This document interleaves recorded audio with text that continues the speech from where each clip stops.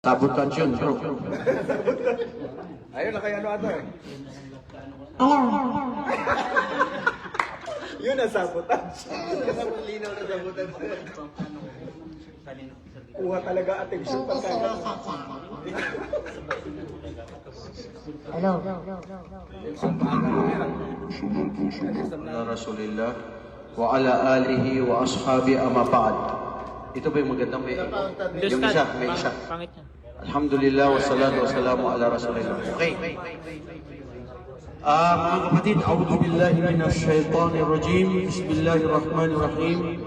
Alhamdulillah wa afdalu salatu wa atamu taslim ala sadiqil wa'dil amin sayyidina wa nabiyina Muhammad wa ala alihi wa ashabihi amma ba'd.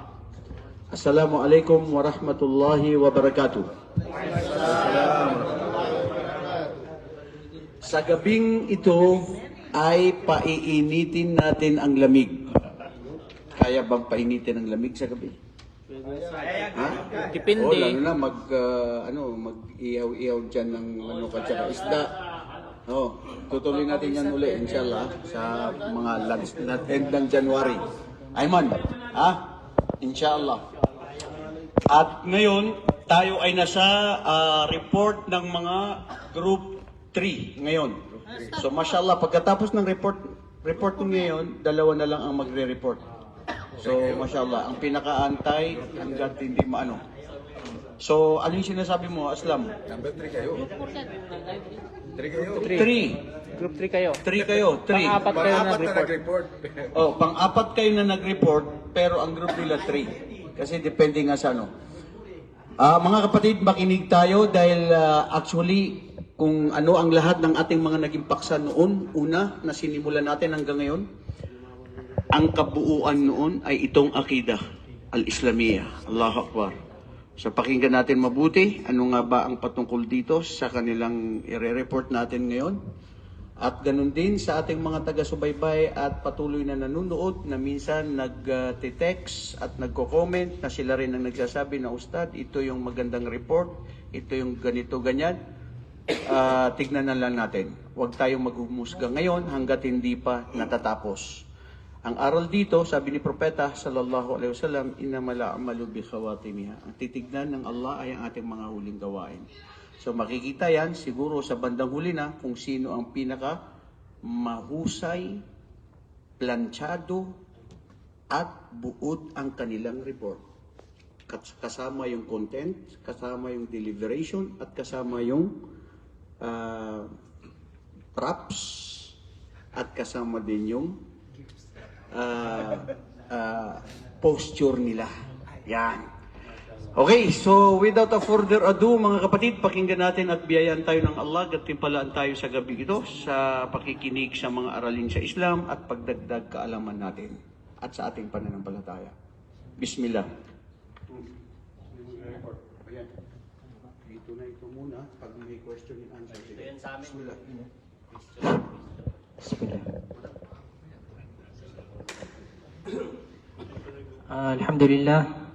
Alhamdulillah Rabbil Alamin, Khaliqi kulli shay'in wa ilayhi yurja'ul amru kullu, nahmaduhu subhanahu ala ni'ma'ihi wa nasta'inuhu ala at-ta'ah wa nastaghfiru min dhunubina wa ashhadu an la ilaha illallah wahdahu la sharika lah wa ashhadu anna Muhammadan 'abduhu wa rasuluhu ad-da'i ila tauhidillah wal mubashshiru wa nadhiru wa sarajul munir. Amma ba'd. Assalamualaikum warahmatullahi wabarakatuh. Alhamdulillah mga kapatid sa pananampalatayang Islam, mga bro, unang-una ay nagpapasalamat tayo sa Allah subhanahu wa ta'ala dahil bihira yung ganitong pagkakataon, no? Na tayo ay mabigyan na ang bawat isa sa atin ay magkaroon ng kanya-kanyang mga paksa na ibabahagi.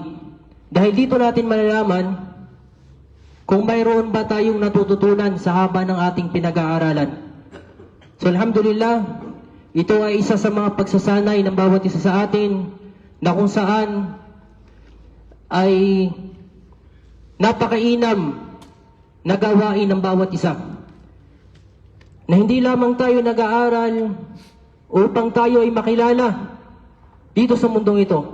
Bagkus tayo ay nag-aaral para sa kaluguran ng Allah subhanahu wa ta'ala at para malaman natin kung paano natin sasambahin ng Allah subhanahu wa ta'ala nang naayon sa kagustuhan niya at hindi naayon sa kung ano ang gusto ng ating mga sarili. At sa pag-aaral, dito natin lalong makikilala ang Allah subhanahu wa ta'ala. Dahil hindi lamang tayong mga Muslim na naniniwala lamang na mayroong nag-iisang tagapaglikha. Bagkus kinakailangan ng bawat isa sa atin na alamin natin, kilalanin natin ng Allah subhanahu wa ta'ala kung ano ba ang kanyang mga biyaya, mga anumang bagay na ibinibigay sa atin dito sa kalupaan. Dahil ito ay napakainam. Alam natin kung paano natin pasasalamatan ng Allah subhanahu wa ta'ala at alam natin kung sino ang ating pasasalamatan. Kaya mga kapatid sa pananampalatayang Islam, kami ay mula sa ikatlong pangkat ng jamaah na ito. So alhamdulillah, bilang naatasan na magsalita dito sa aming grupo ay unang-una ako nga pala ang inyong kapatid na si Brother Yusuf na kinagagalak ko na makaharap kayo sa gabing ito. At ganun din ay pinapakilala ko ang aking mga kagrupo. Unang-una ay si Brother Aslam at si Brother Jericho at si Brother Algi. So ang paksa ng natatalakay namin ngayong gabing ito mga kapatid sa pananampalatayang Islam ay patungkol sa akida. Ano nga ba yung akida? At ano ba ang kahigitan nito sa buhay ng isang Muslim? At ano rin ang kahalagahan nito sa buhay ng isang Muslim? So napakahalaga mga kapatid na pag-aralan natin kung ano nga ba ang akida. Dahil marami tayong matututunan, marami tayong malalaman, at lalo nating masasamba ang Allah subhanahu wa ta'ala at mapapatibay ang ating koneksyon sa dakilang lumikha. Kaya mga kapatid sa pananampalatayang Islam ay huwag na nating patagalin. No, tawagin na natin ang ating kapatid na si Brother Aslam upang ipaliwanag sa atin kung ano nga ba ang akida. So, tinatawag natin si Brother Aslam para mabigay sa atin kung ano nga ba ang akida. MashaAllah.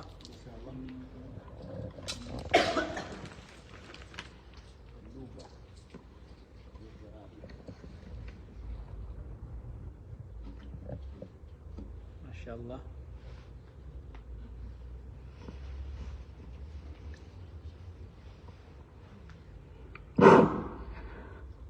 أعوذ بالله من الشيطان الرجيم بسم الله الرحمن الرحيم الحمد لله والصلاة والسلام على رسول الله الحمد لله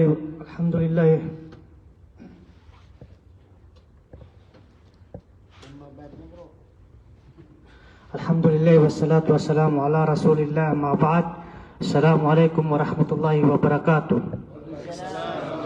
Ang lahat ng papuri pasasalamat ay tanging kay Allah lamang at naway mapasa kanyang propeta Muhammad sallallahu alaihi wasallam ang awa at habag sa kanyang mga pamilya at ang kanyang mga kasamahan at sa lahat na tumatangkiling sa tunay na landas.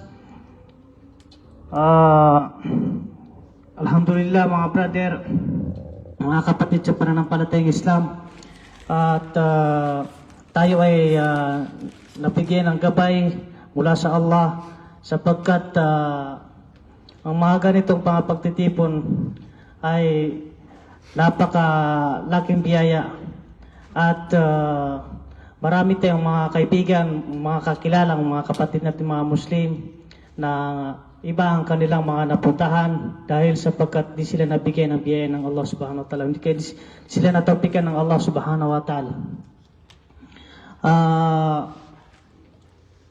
Ang aming may bibigay na topic sa inyo ngayong gabi na ito ay patungkol sa ano ang akida at lugat literal na kahulugan.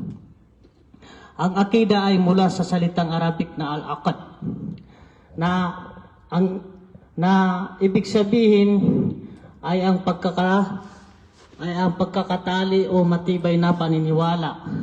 Ang al-aqd pagbuhol ay may kaugnay sa akida sa pangrelihiyong kahulugan, sapagkat ang akida ay anumang nakabuhol at panatag sa puso ng isang tao na kanyang pinaniniwalaan bilang kanyang relihiyon.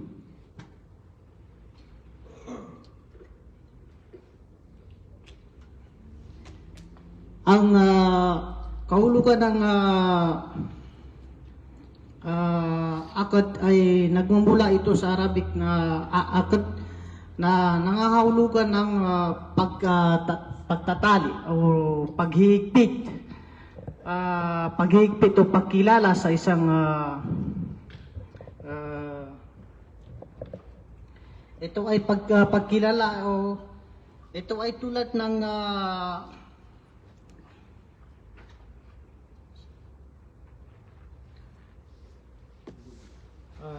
pasensya na mga kapatid dahil ako'y bulol sa Tagalog.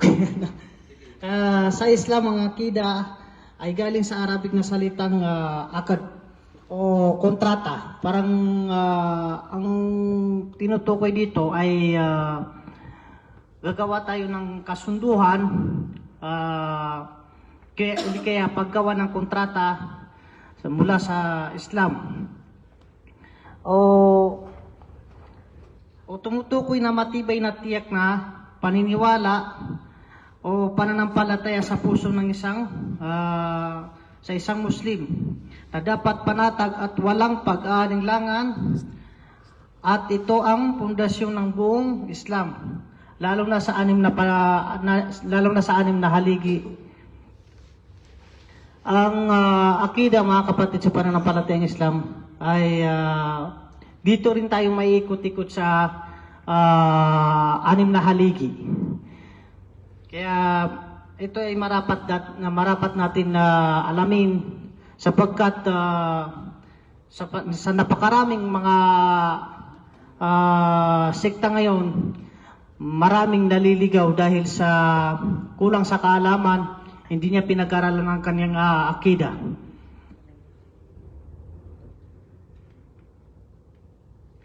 Katulad ng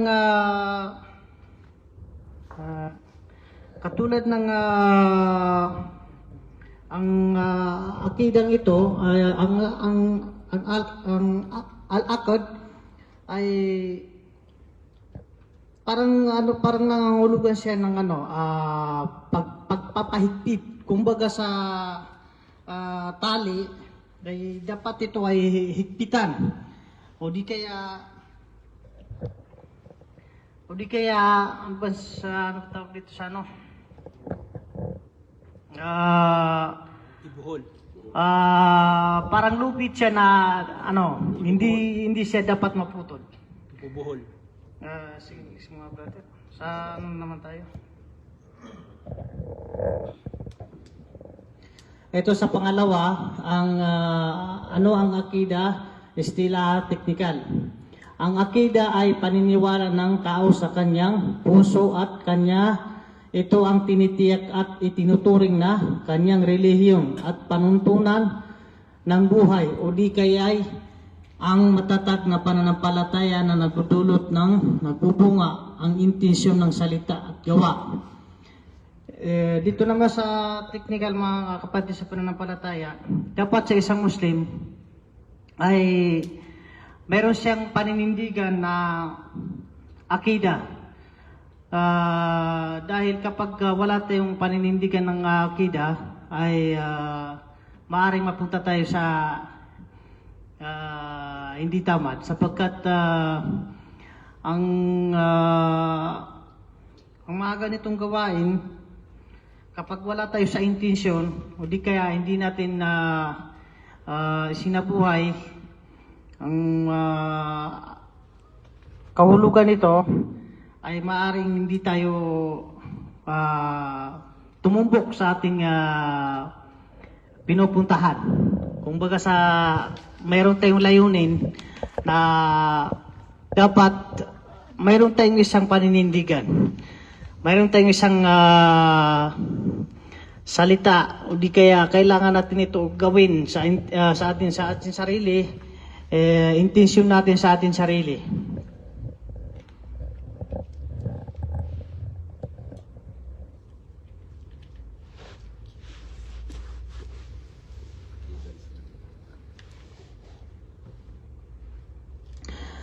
At ito naman sa Akida al-Islamiyah, sa Islam ang Akida al-Islamiyah ay tumutukoy sa batayang paniniwala ng isang Muslim ang mga bagay na dapat niyang paniwalaan ng buong puso, walang pagalinlangan.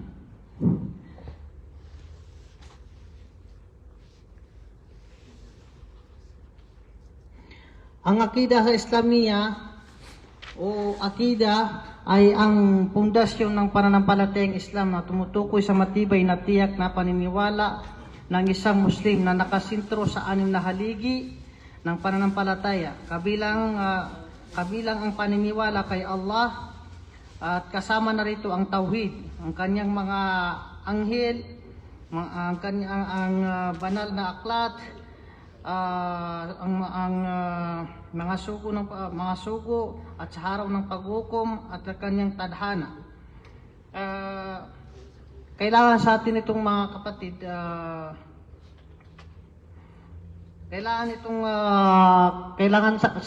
natin itong mga kapatid sa pananampalatayang silang pag-aralan, sapagkat kapag hindi natin ito pinaniwalaan o di kaya sa mga 6 na haligi na ito ay mayroon tayong isang hindi pinaniniwalaan ay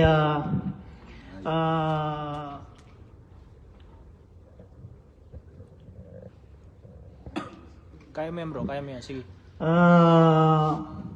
wala tayong kung baga mayroon tayong hindi pinaniniwalaan ay maaaring tayo ay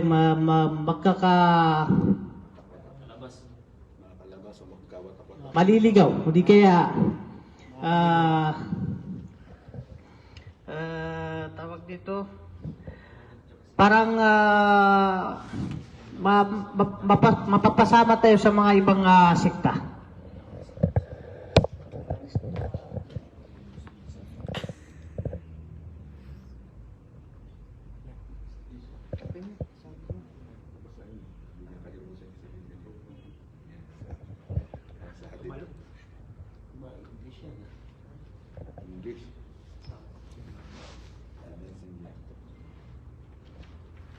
Dahil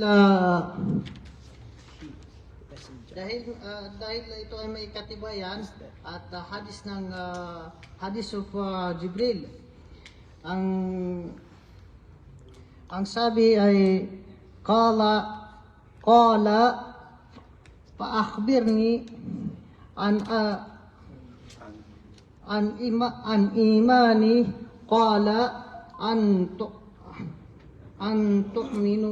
tu'mina billahi wa malaikatihi wa kutubihi wa rasulih wal yawmil akhir wa tu'mina bil qadar khairihi wa sahrihi. At English pa ba natin? Kayo na lang magbasa ng kanyang translation dahil nakasulat ito sa English. Actually, dapat malagay natin ito sa Tagalog. Ito ay ang kanyang 6 believe lang yan. 6 believe. Tagalog ko na lang sa 6 believe.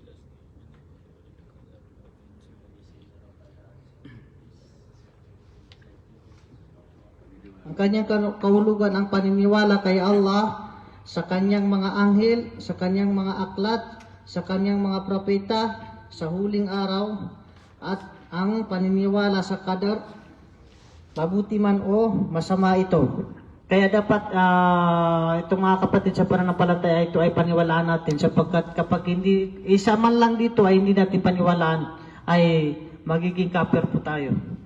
So mayroon pang kasunod dito.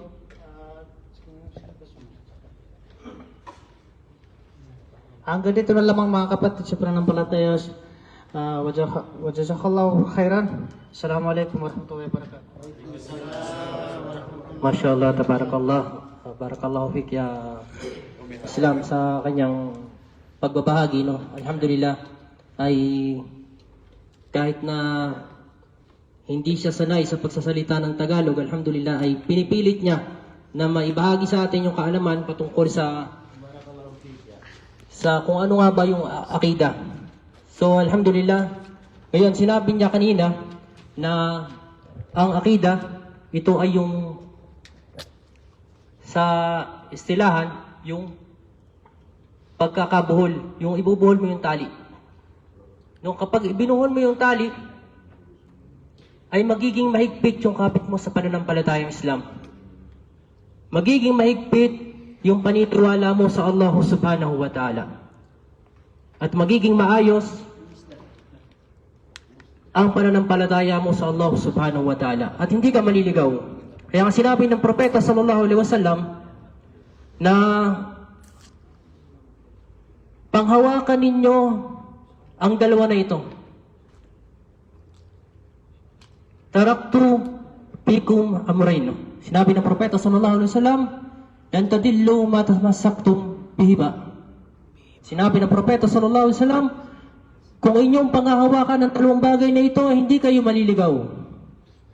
Alam natin mga kapatid sa pananampalatayang Islam, palagi natin naririnig ito. Itong dalawang bagay na ito na dapat panghawakan ng isang Muslim. Palagi natin naririnig sa mga ustads natin, sa mga masyayikh, kung panghahawakan natin itong dalawa na ito ay hindi tayo maliligaw. Dahil maraming mga Muslim na sila ay nag-aangkin, na sila ay nasa matuwid na landas. Subalit, pagdating sa paniniwala sa Allah subhanahu wa ta'ala at sa sunnah ng mahal na propeta Muhammad sallallahu alaihi wasallam, ay doon sila naliligaw. Kaya mga kapatid sa pananampalatayang Islam, ano yung dalawa na ito? Kung atin natatandaan mga kapatid sa pananampalatayang Islam, ano yung dalawa na sinabi ng mahal na propeta Muhammad sallallahu alaihi wasallam na dapat nating panghawakan? Ano daw? Ano yun? Sanugit niyo. Yun, mashallah. Sinabi ng propeta sallallahu alaihi wasallam, kitab Allah wa sunnatin Nabi sallallahu alaihi wasallam. Na panghawakan natin ang Quran ng Allah. Panghawakan natin ang sunnah ng mahal na propeta Muhammad sallallahu alaihi wasallam. Dahil hindi natin maiintindihan ang Quran kung walang pagpapaliwanag ng sunnah ng mahal na propeta Muhammad sallallahu alaihi wasallam. Huwag tayong mga has na bigyang kahulugan ng Quran dahil maliligo tayong mga kapatid sa pananampalataya. Huwag tayong magbigay ng pakahulugan at huwag nating ibahin ang kahulugan kung ano ang sinabi ng mahal ng Allah subhanahu wa ta'ala sa Quran. Kaya mga kapatid sa pananampalatayang Islam, sinabi ng ating kapatid kanina na ang akida ay umiikot sa 6 na paniniwala o haligi ng paniniwala ng isang Muslim. Itong hadis na ito na binanggit niya kanina, ito yung hadis na kilalang kilala na tinatawag na hadis Jibril. Kung ating matatandaan yung hadis na ito, na kung saan si Jibril alayhis salam, siya ay nag-anyong tao. At nakausap ng mahal na propeta Muhammad sallallahu alaihi wasallam. At dito ay tinanong ang mahal na propeta Muhammad sallallahu alaihi wasallam kung ano nga ba ang iman. At sinabi ng propeta sallallahu alaihi wasallam, an tu'mina billahi wa malaikatihi wa kutubihi wa rusuli wal yawmil akhir. Wa tu'mina bil qadri khairihi wa syarrihi. So yan mga kapatid sa pananampalatayang Islam, ang iman daw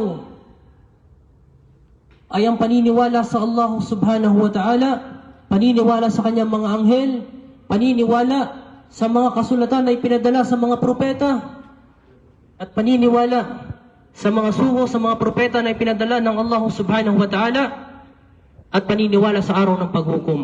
At hindi lang yun mga kapatid sa pananampalatayang Islam, at mayroon din tayong tinatawag na paniniwala sa qadar. Paniniwala sa kung ano ang tinakda sa iyo ng Allah subhanahu wa ta'ala. Anuman ang kahinatnan mo dito sa mundong ito, mabuti man ito o masama, nararapat sa isang Muslim na tanggapin niya ito. Kaya nga kahanga-hanga ang buhay ng isang Muslim, ng isang maniniwala sa Allah subhanahu wa ta'ala, na kapag dumating sa kanya ang mga pagsubok ng Allah, anong ginagawa? Siya ay nagtitiis, nagtitimpi, at lalong lumalapit sa Allah subhanahu wa ta'ala. At kapag naman binigyan siya ng mga biyaya ng Allah subhanahu wa ta'ala dito sa mundong ito, siya ay lalong nagpapasalamat sa Allah subhanahu wa ta'ala. Kung atin lang malalaman mga kapatid sa pananampalatayang Islam, na ang pagpapasalamat sa Allah subhanahu wa ta'ala ay lalo niya pang daragdagan sa atin yung mga biyaya na tinatanggap natin dito sa mundong ito. Kaya mga kapatid sa pananampalatayang Islam ay napakahalaga na pag-aralan natin kung ano nga ba ang akida. Nagiging maayos yung paniniwala natin sa Allah subhanahu wa ta'ala kung ang ating akida ay nasa tama. Kung ang ating paniniwala ay ayon sa sunnah ng mahal na propeta Muhammad sallallahu alaihi wasallam, at kung ano ang paniniwala sa Allah subhanahu wa ta'ala ayon sa Ahlus Sunnah wal Jamaah. Kaya mga kapatid sa pananampalatayang Islam, ngayon ang susunod na paksa na tatalakayin ng ating kapatid na si Algi. Ano nga ba yung kahalagahan ng akida? Bakit kailangan natin itong pag-aralan? Bakit kailangan natin ng akida sa ating buhay? Bakit nga ba mga kapatid sa pananampalatayang Islam? At yan ang ibibigay sa atin ng ating kapatid na si Brother Algi. Nawa ay bigyan tayo ng Allah subhanahu wa ta'ala ng tawfiq at maibigay natin kung ano nga ba ang tunay na kahalagahan ng pagsasabuhay ng akida. Bismillah, alhamdulillah, assalamualaikum warahmatullahi ta'ala wabarakatuh mga kapatid. Sa mga nabanggit po ng aking mga kasamahan ay tungkol po sa akida, ay bilang dagdag po sa akida sa isang lugatul Arabiya na tinatawag ito ng Arab. Ang Rab ay sabi nito na koneksyon. Ang pangalawa naman ay itinatawag ito na al-ittikaf, pagpatunay. Ang pangatlo ay at-thubut, katibayan, proof. Al-ahad, panunumpa, pagbigkis ng akida, doktrina ng Islam, paniniwala at panindigan. At nakasama na rin dito ang sinabi ng ating mga ulama na al-habal. So yung pag pinagtali natin to, dapat natin itong itali na dapat hindi siya makabitiw sa pinagtalian. So ang Rab naman ay connection. Ay kung wala tayong connection sa Allah subhanahu wa ta'ala, wala tayong faida dito sa mundo dahil hindi ka naniwala sa Allah. Maski naniwala ka pero hindi mo pinagtibay, hindi mo pinapaniwalaan at hindi mo isinasabuhay kung ano yung pinapaniwalaan mo, ay may tsansa ka po na ay mailigaw po ang iyong akida. Tulad na lang po ito ng pag nagtayo ka ng isang building, kasi ang akida natin is the part of build. So nagbibuild tayo ng building para patibayin natin ito. Pag hindi natin ito na matibay, there's a chances na maliligaw po tayo dahil yung pundasyon natin ay mahina. So tulad na lang nang nagpatayo ka ng building, o mahina yung building na pinapatayo mo dahil yung pundasyon mo ay na ano sa mga corrupt, so ito ay babagsak. So magkaroon tayo ng problema sa ating mga sarili. Ay, pinaghugutan ka, Ustad. Pampawala ka ba? Ayos yan. So hindi pinapaliwalaan mga pangalan niya, mga katangian niya. Ang iba naman ay ang katangian pinagbabago, binigyan ng kahulugan. So ito ay malayo. Dapat kung ano yung akida mo, dapat panindigan mo at paniniwalaan mo. At sa tubot naman, katibayan, proof, ang sinabi niya sa Quran, ano ang patunay sa sinabi ng Allah subhanahu wa ta'ala at sa kanyang sugo na si Muhammad sallallahu alaihi wasallam. So alahad sa panunumpa, sabi ng mga kapatid natin na dapat pagmanumpa ka ay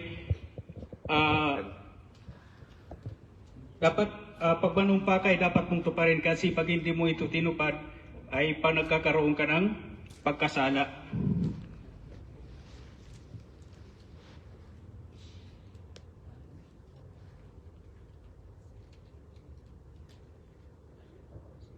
So, ando na tayo sa tubot, so katibayan at proof. So, sa pangatlo ay yung Quran. Al-Fiqhu al-Akbar. So, ito ang pag-uunawa sa pinakamakadakilang Allah subhanahu wa ta'ala at sa pagsunod sa mga ipinag-utos niya at ano ang pinagbawal ng Allah subhanahu wa ta'ala according to sa Quran. At ang inutos ng Nabi Muhammad sallallahu alaihi wasallam ay dapat nating sundin, kung ano ang kanyang pinagbawal ay dapat nating iwasan para tayo ay hindi maligaw. Bilang sa kahalagahan, ang tampok, yung pinilin sa mga kahalagahan ay ang akida syamila. Since ng paniniwala sa mga hindi nakikita. So, batid natin mga kapatid na ilmul ghaib ay dapat nating paniwalaan. So, kung ano ang nating nalalaman, hindi na dapat nating tanungin kung paano, kung kailan, kung ano, para hindi tayo maligaw. Ang papairalan natin dito mga kapatid ay ang puso, hindi yung isipan. Kasi pag ang puso, ang isipan ng pinagpairal mo, masira buhay natin dyan. Kasi papasok ka na sa according to your brain, kung anong itatanong mo, yun lang, pero hindi galing sa puso mo. So ang nangyayari, yung sarili ay mapanlinlang, lilinlangin ka ng yung sarili. So ang Satanas kasi, andyan lagi, ang kanyang tanging layunin para ligawin ang mga anak ni Adam sa mapawala. So ingatan natin mga kapatid, na kung ano ang paniwala natin sa ilmul ghaib, ay doon na tayo. Hindi na tayo pwedeng lalayo pa doon. So, ang pairal natin dito, yung puso, hindi yung isipan. So, dito, minsan sa paniniwala sa anghel at sa paniniwala sa mga propeta, mga anghel hindi natin nakikita, even though all the prophets, we did not see them, but we are believing them. So, we don't have a right to ask anything beyond our imagination dahil yung isipan na nilikha ng Allah is there's a limitation. So, wag natin pairalin na magtatanong pa tayo beyond our limitation, baka mabuang tayo sa Bisaya pa. So, wag mong subukan kasi masira ang buhay mo.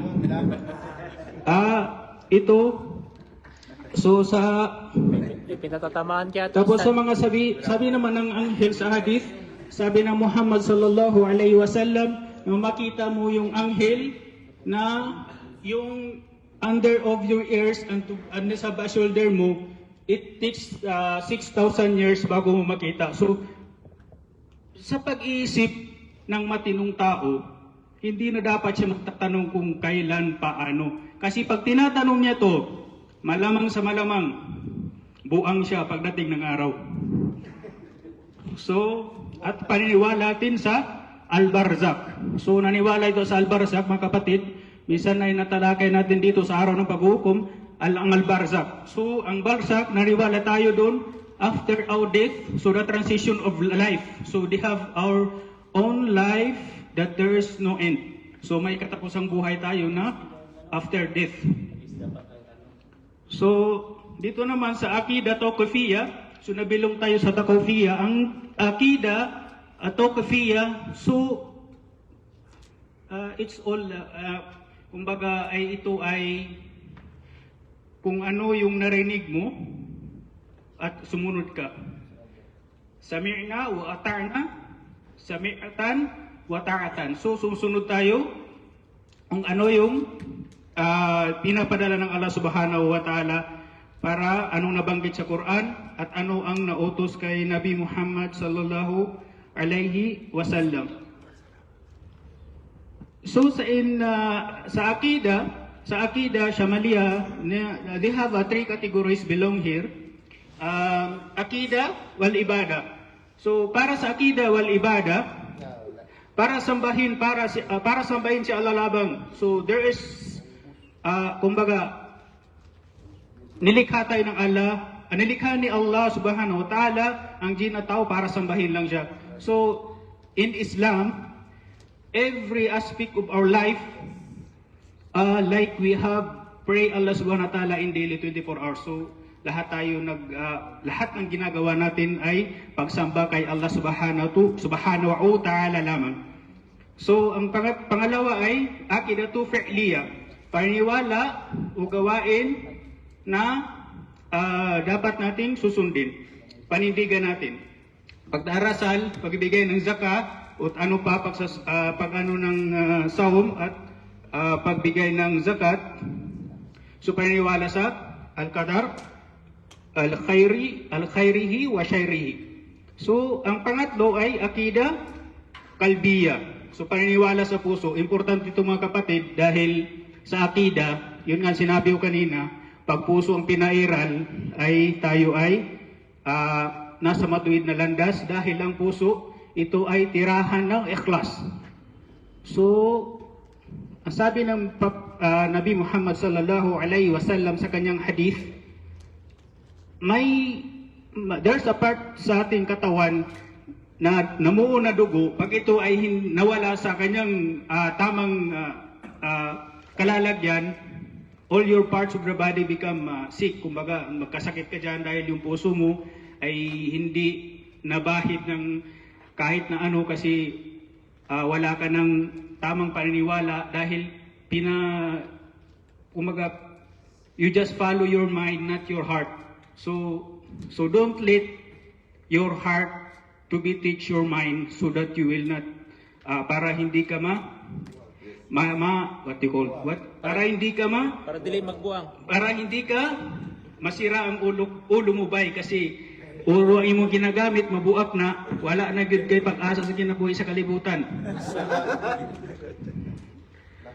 So ito na ang khawf. So kailangan yung pagkatakot natin sa Allah subhanahu wa ta'ala ay talagang taimtiman na pagkatakot sa Kanya.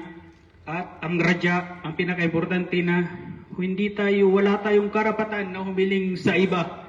Direct tayo kay Allah subhanahu wa ta'ala at alanghub. Ang pagmamahal ay ito ay importante. Jazakallahu khairan, alhamdulillahi walhamdulillah.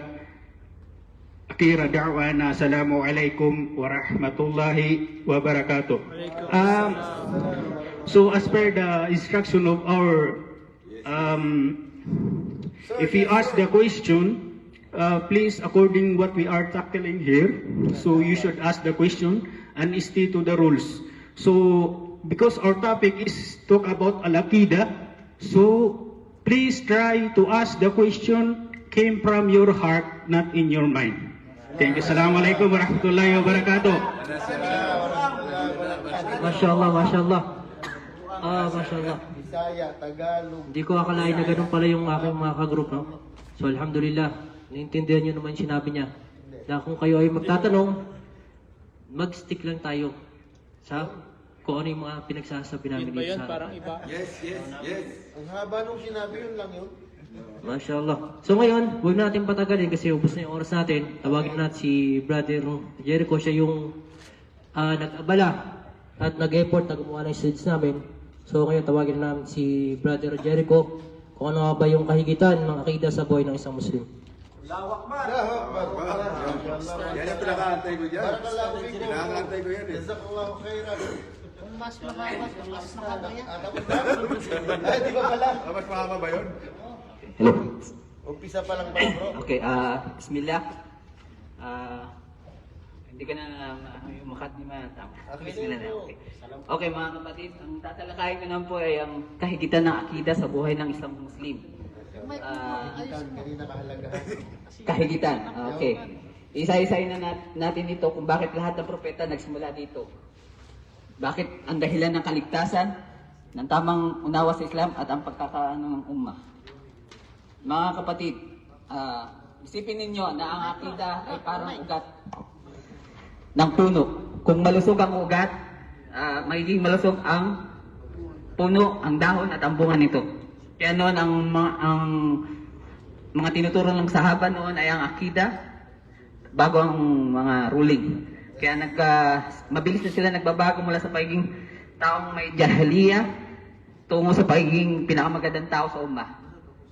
Sa ngayon makikita natin na maraming Muslim ang marunong magdasal, magsaka, magpapasting, pero madaling maapektuhan ang kanilang paniniwala, superstition dahil mahina ang pundasyon. So kung gusto natin maging matatag ang Islam sa puso, dapat akida muna.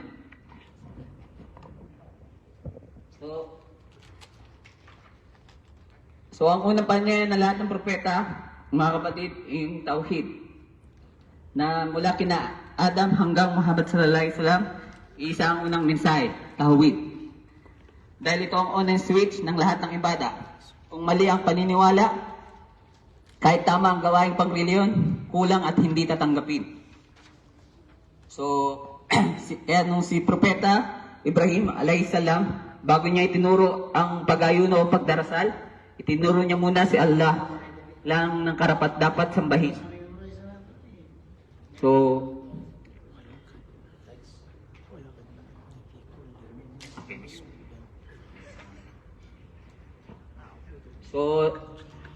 sa pangalawa, ang tamang paniniwala ang magiging dahilan ng kaligtasan sa kabilang buhay. Walang mas mahalaga kaysa sa kaligtasan mula sa impyerno at pagpasok sa paraiso.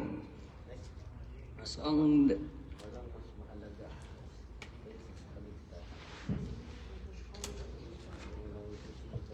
ang dalil nito ay innahu man yusrik billahi faqad haramma Allahu alayhi al-jannata. So whoever associate partners with Allah, Allah has forbidden paradise for him. Surah Al-Maidah 5:72. So napakalinaw na sinabi ng Allah na ang taong nagtatambal sa kanya, kahit anong good deeds niya, hindi papasok sa Jannah. So example nito sa real life natin ngayon, una, dalawang tao ang parehong nagpa-fasting at nagdarasal. Pero yung una, naniniwala sa horoscope, nagdetermine ng kapalaran. Yung pangalawa, umaasa lang kay Allah sa lahat ng bagay. Sino ang tanggap na ang deeds? Siyempre yung may tamang akida. So, pinagmula ng tunay na pangunawa sa Islam, kung tama ang akida, maliwanag ang pag-intindi sa sunnah. Kung kilala mo si Allah, maintindihan mo bakit sumusunod kay Prophet Muhammad sallallahu alaihi wasallam. Sharia, mas madali tanggapin ang bawal kung alam mo kung sino ang nagbawal. Etika, mas nagiging totoo ang good manners kung ginagawa mo ito dahil kay Allah at hindi dahil sa tao. Spiritual that the more you know Allah, the more you enjoy worship. So, real life ngayon na ginagawa sa ngayon, may Muslim na nagdarasal pero walang focus. Bakit? Kasi hindi niya kilala ang kinakausap niya, ang Allah. Pero kapag may tamang akida, kahit 5 minutong pagdarasal, tumituno ang puso. So, ang mga sahaba noon, kahit simple lang ang buhay nila, pero ang worship nila ay deep dahil malinaw ang kanilang akida. So, nagbubuklod sa ummah. Ang pagkakaisa ng mga Muslim ay nakasalalay sa isang paniniwala. So mga kapatid, pagkakaisa ng ummah hindi nagmumula sa kultura, wika, o kung anong bansa man ikaw, kundi sa isang paniniwala. So ang example natin ngayon, yung sa masjid, yung nagdarasal ng mga ummah na magkakasama mga Pilipino, Pakistani, Indian. Pero pag nagtakbir, isa ang direksyon, isa ang paniniwala. sa akida, kung gusto nating maging isang matatag na pamilya, grupo, komunidad, dapat sa akida nakabase. So, conclusion, so mga kapatid, sa 15 minutes na to, pinaspasa ko lang. Lahat ng propeta, tahuid muna. So, akida, susi ng kaligtasan. Ito ang nagbibigay linaw sa Islam. Ito ang nagbubukod sa ummah. Kaya ang tanong, ano ang dapat naging unahin sa pagbabago ng ating sarili? So, may inanda rin po kung ano, ng mga katanungan dito. Tungkol sa dinalakay ko ngayon na mabilisan nga lang. Pero alam ko, alam niyo na. So, sagutin lang. Ito, 3 minutes lang. Meron pa naman akong time. Mayroon tayong test questionnaire. According to our topic. So, I will give it to you. Ustad, may exam pala kami. Short quiz, 3 minutes lang. Within 3 minutes, we will try to finish. Iba pala. Mashallah, mashallah. So, Exam pala to, grabe. teka lang ha. Sige, pakisulat na yung pangalan sa date. Aba. Nahamon nyo talaga kami ha. Nangamon nyo kami ah. So, mangyari, pipiliin ko lang po yung tatlong mauunang makatapos ng pagsasagot ha. Saglit lang po. Kas ang premyo, kas.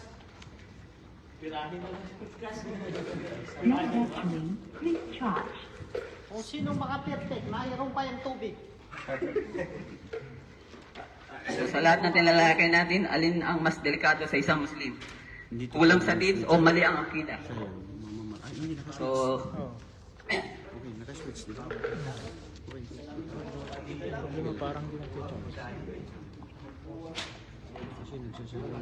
Mashallah, sagutan niyo yung mga tanong ha. Para wala nang magtanong sa inyo. Kami magtatanong ngayon sa inyo.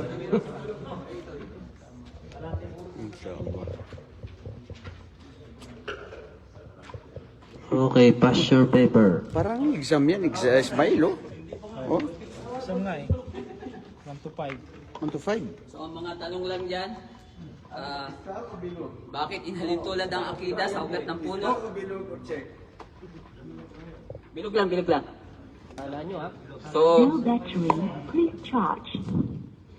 pagtapos na kayo, submit lang ha. Yung unang 3 lang. Pero tatanggapin ko lang.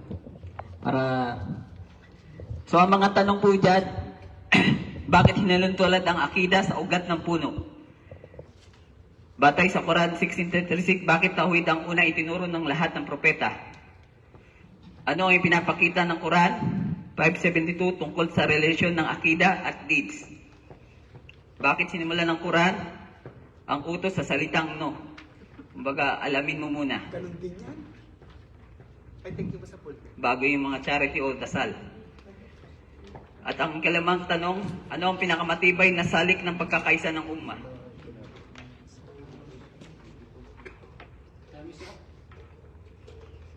Change back na kaya tayo. 2 minutes more. Low battery, please charge.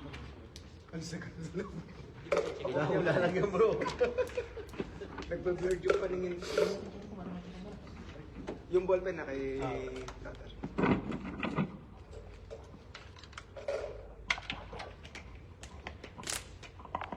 Last 2 minutes.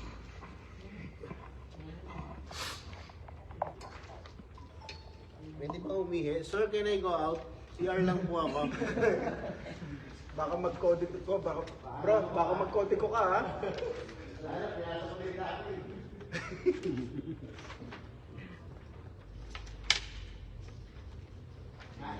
Finish! Finish! Alam ko si Ustad yung makakayasa kayo ha.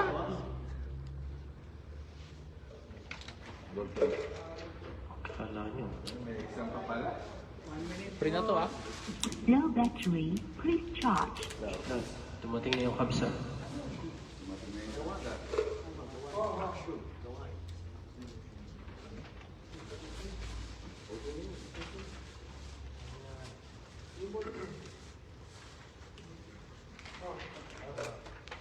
So, isa na lang.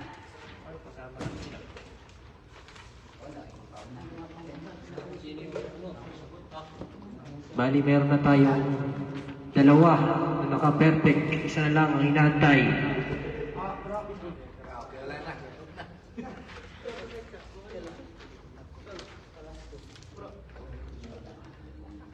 May nanalo na. Mayroon ng nanalo.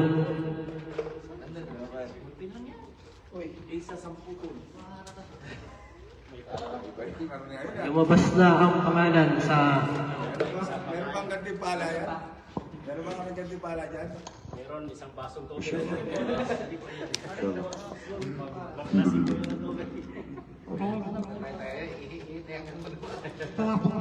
Bibigyan ka rin namin ng exam. Bibigyan ka rin namin ng exam. Kayo apat. Kayo apat. Okay? Inshallah. So, Okay na. okay, tatawagin natin dito sa unahan yung mga nabunot, mga naka-perfect ng exam. At sasayawin?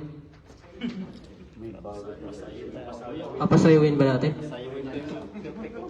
Biglaan yun. Kaya pala nali. STC na lang. STC. so, ito ang mga tanong, di ba? Una, bakit hinaluntulan ang akida sa ugat ng puno? Ang kasagutan, A, dahil ito ang nakikitang bahagi ng Islam. B, dahil ito ang nakasalalay ang tibay at bunga ng lahat ng gawain. C, dahil mas mahalaga ito kaysa sa lahat ng ibada. And D, dahil ito ang huling dapat pag-aralan. So, anong sagot? B. So, dahil ito, dito nakasalalay ang tibay at bunga ng lahat ng gawain. Tama na ako. Okay, sa pangalawang tanong, batay sa Quran 16:36, bakit tahuwid ang unang itinuro ng lahat ng propeta? A, dahil ito ang pinakamadaling ipaliwanag. B, dahil ito ang pundasyon ng pagtanggap ng lahat ng ibada. And C, dahil ito lang ang paksa ng Quran. D, dahil hindi pa kailangan ng Sharia noon. B, okay. Dahil ito ang pundasyon ng pagtanggap ng lahat ng ibada. And 3, ano ang pinakita ng Quran? 5:72 tungkol sa relasyon ng akida at deeds. So yung mga ibada. A, ang deeds ang pangunahing sukatan ng kaligtasan. B, ang akida at deeds ay magkapantay. C, ang shirk ay nagpapaluwang bisa sa kaligtasan kahit maraming deeds. And D, ang kulang na deeds ay walang pag-asa. C. C. Okay. Ang shirk ang nagpapaluwang bisa sa kaligtasan kahit maraming deeds. So kung hindi ang akida mo ay tama, kahit anong deeds mo, ang ibada mo, ang gawain, ay hindi tanggap kung mali ang paniniwala.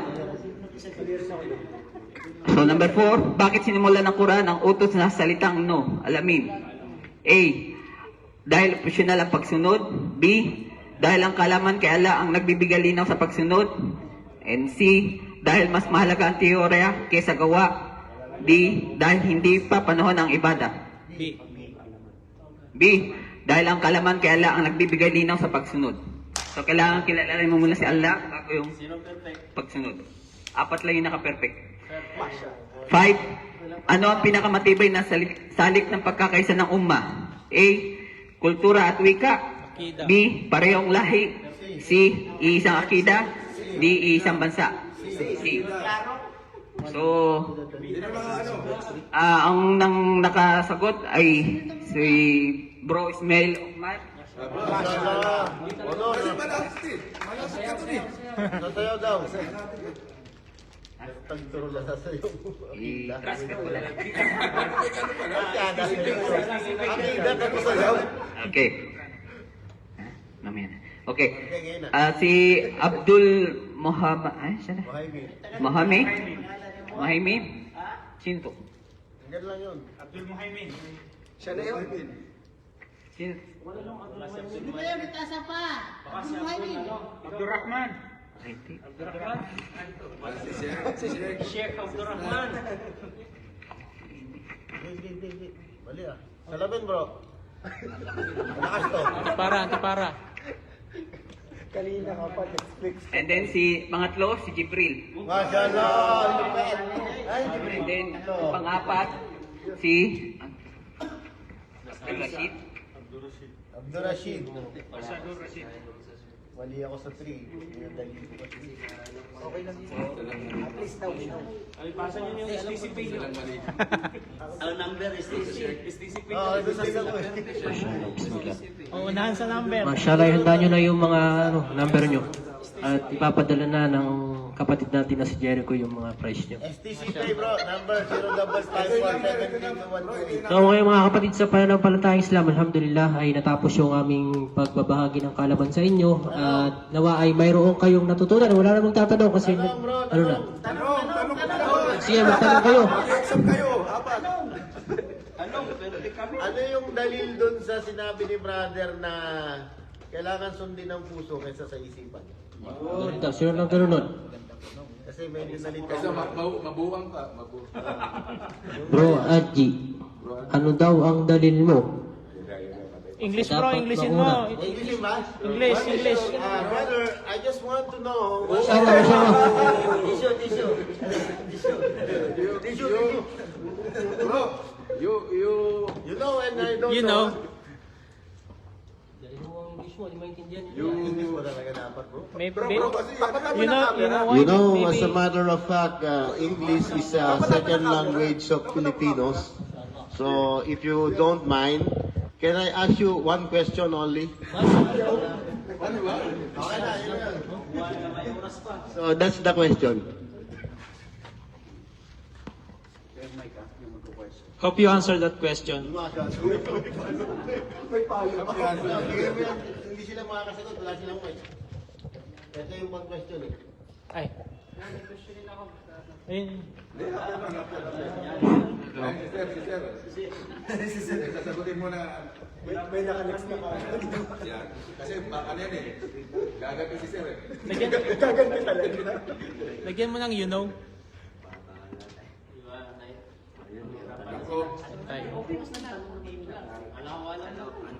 Nag-letter ba bro?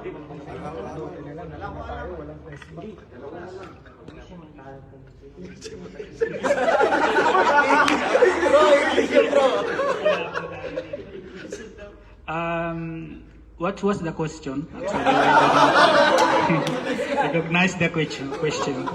The question is, what is the dalil? Must we follow the heart, not our mind? Yes, so that not to become buang ba?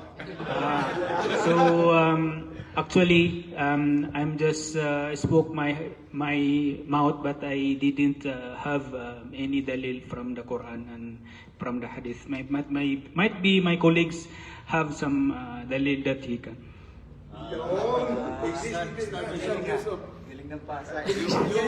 Hindi ako marunong mag-English eh. Bro, Hindi kasi paano pa-relate din sa tanong para maisa na lang yung explanation niya. o yun ang ano ha, pagka hindi English ang tanong, hindi namin sasagutin. Ang ganda na rules! Sasagutin ni sir yan. Teka lang. Hindi ba sasagutin mo? Yalla. Anong sasagot natin? Bro, sumimano na lang. Ang totoo niyan, hindi namin alam. Okay. So, alhamdulillah, nasagot namin yung kalahati ng katanungan.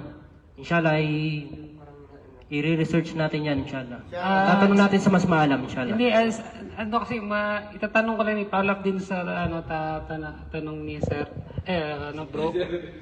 Kasi dun sa sinasabi niyang hindi mo pwedeng, ano ba yung, ano yung matino mong explanation bakit hindi mo pwedeng isama yung utak mo sa, kumbaga sa pagtatanong. Kumbaga kasi sabi mo, hindi mo pwedeng pairalin ng utak. So, ibig sabihin, Ano yung puso? Sabi. bakit yung puso ba nakakapag-isip kung kung hindi mo papairalin ng utak mo? Nakakapag-isip ba ang puso? Gusto ko lang iayusin mo kung paano mo ano ba yun? Diyan tayo naliligaw. Makukuha ang isang bagay kung hindi mo pa yun ang utak mo. Kung puso lang ang pairalin mo. Kasi nakalive tayo. Understand? Kasi nakalive tayo, marami nakalive. Doon sa tanong mo bro, yun lang po ay like the speech that we yung parang kasanayan natin. Kasi in deep inside sa topic namin, doon ko lang tinatopic yun, but walang connection doon sa sinasabi ko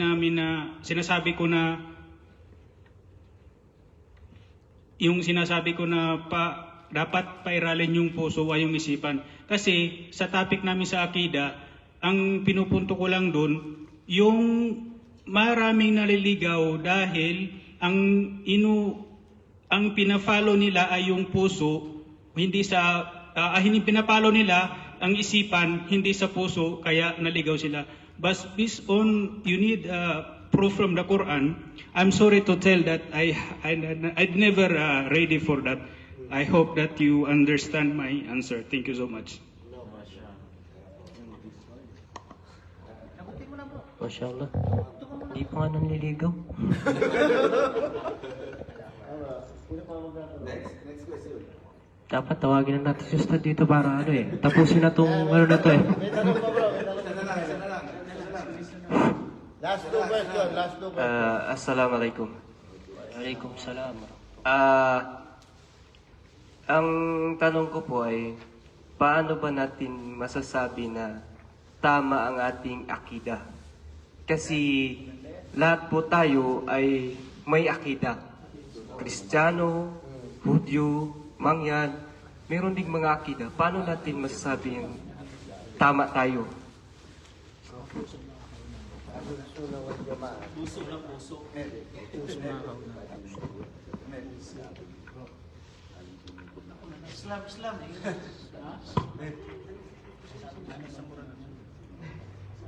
Follow up answer mo na lang.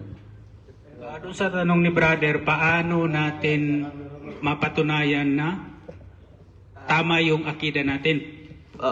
Paano natin masasabi na tama ang ating akida? Kasi lahat tayo may akida, Kristiyano, Hudyo, Mangyan, mayroon ding mga akida. Pero paano natin mapatunayan na tayo ay tama? Dapat sumusunod tayo sa Ahlul Sunnatu wal Jamaah na ito ay, ang explanation nito ay ito ang sumusunod sa Propeta Muhammad sallallahu alaihi wasallam at sa kanyang mga sahaba. So according sa mga ulama, nung the time the Prophet Muhammad sallallahu alaihi wasallam between Uthman bin Affan, ang tinatawag dito ay Muslim at saka kafir. So pagdating ng in the between of Khalifa Uthman bin Affan, nagkaroon na tayo ng Ahlul Sunnah wal Jamaah dahil ang mga khulafa o mga sahaba ay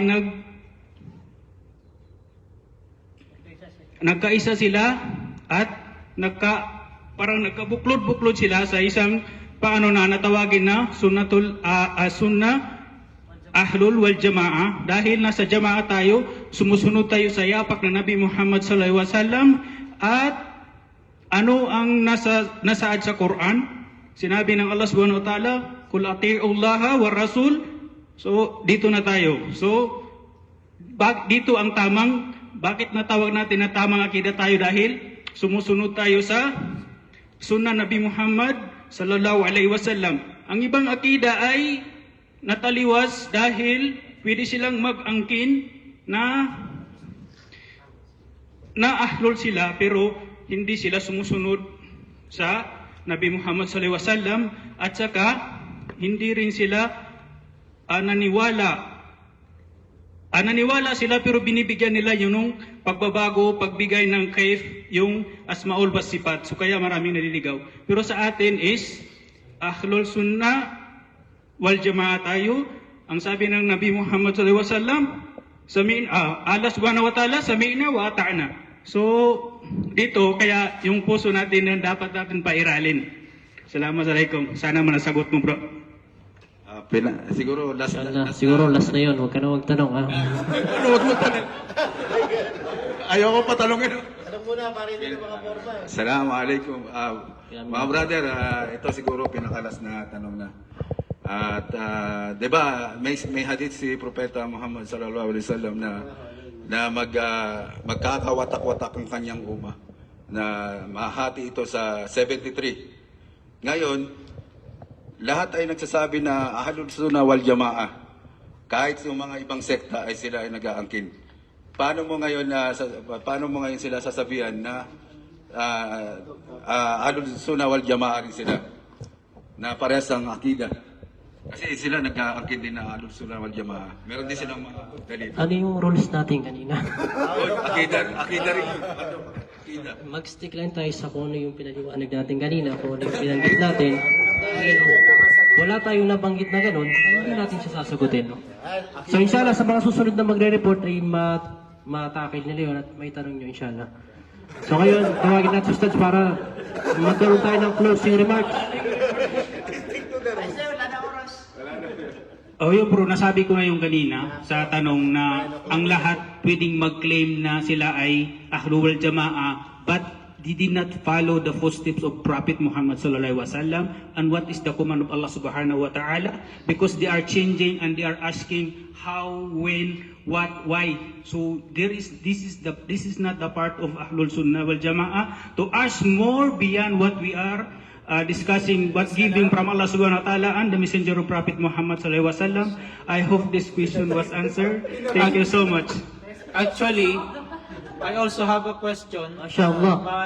But you know, the time is gone. We're running out of time.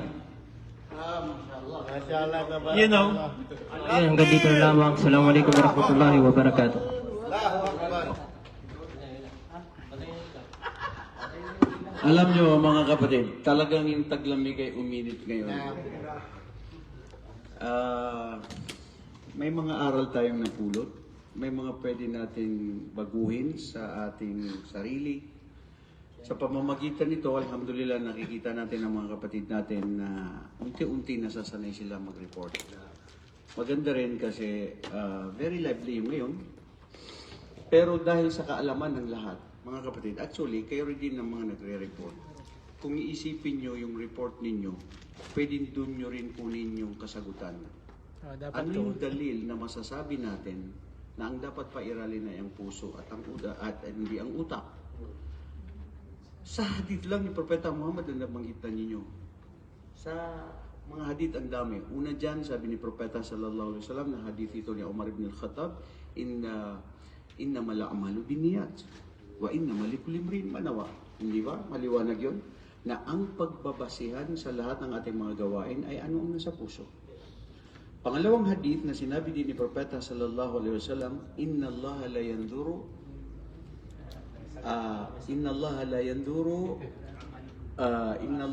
yanduru ala suwarikum wala ajsamikum walakin yanduru ila qulubikum wa amalikum. Dalil din ito. Matibay, akida. Katotohanan, si Allah hindi niya tinitignan kung ano yung mga kasuotan nyo, ano yung mga pangangatawan ninyo, datapwat ang tinitignan ay kung ano ang nasa puso. Sa Quran, kung makikita natin, sabi din ng Allah subhanahu wa ta'ala, yaquluna bi alsinatihim ma laysa fi qulubihim. Dalil yun, sabi ng mga pantas na ang titignan ng Allah ay sa puso. Namumutawi na sinasabi nila sa kanilang mga dila, pero wala sa kanilang mga puso. So ganito kahalaga. Ang puso, ang siyang, napakaganda kanina yung sinabi ng kapatid natin, na ang puso, dito yung lugar ng ikhlas. Subhanallah. Maski yun lang, kataga na ang puso na walang nakakaalam, tanging ang Allah at ikaw. Si Jibril, mga anghel, kahit sinong tao walang nakakaalam. Ikaw lang at ang Allah. Puso ang pipairalin. Pagdating sa Ahlus Sunnah wal Jamaah, bawat isa nagka-claim, karagdagan doon, mga kapatid, dahil kaalaman ito, nagkakaroon ng bawat isa na may sariling opinion. Sabi nila, nagka-claim na kami yung tama. Paano natin mapatunayan na tayo ay nasa tama? Bawat isa nagsasabi sila ay tama. Itong dahilan kung bakit tayo nag-aaral. Dahil sa pamamagitan ng pag-aaral, dito natin natutuklasan ang tunay na turo ni Propeta sallallahu alaihi wasallam. Nabanggit din ng mga kapatid natin na ang dalil ay Quran at Sunnah. Yun lang yun. Bawat isa ganun din, Quran at Sunnah. Oo, nandoon. Pero, dito sablay ang mga iba. Quran at Sunnah, nandun tayo nagkaisa sa Quran. Pero minsan sa Sunnah, sa pag-unawa, hindi sila dumirekta doon sa mga sahaba.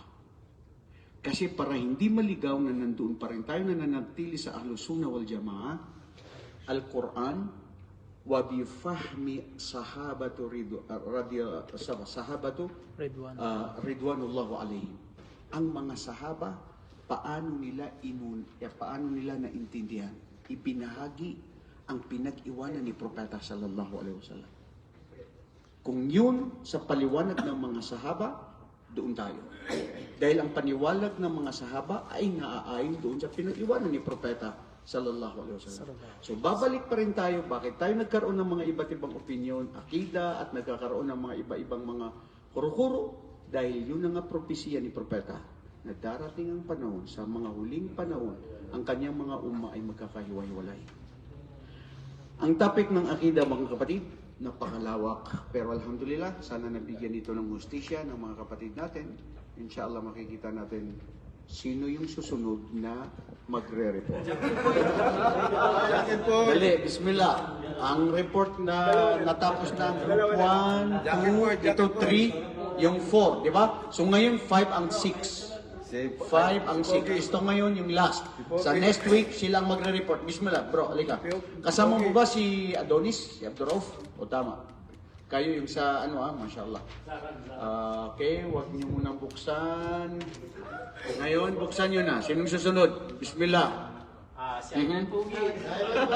Yari ka ngayon. Ano ka? No. Yari.